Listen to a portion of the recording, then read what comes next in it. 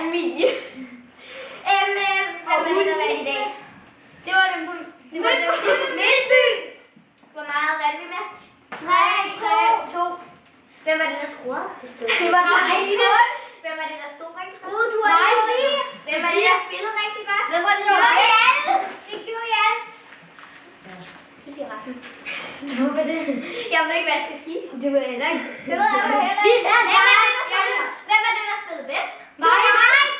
Nej, vi spillede alle sammen godt. Det gjorde vi alle sammen, ja. Hvor jeg gjorde det lige med. Hvem var det, der var så sød og sov? Hvem er vores maskot? Hvad er siden så til? Hvem scorede strammeren var skide dårlig? Hvem var det, der var så dårlig i dag? Det var Hvem var det, der har reddet strammen? Det var Sofie. Hvem var det, der scorede rigtig godt mål? Det var Karoline.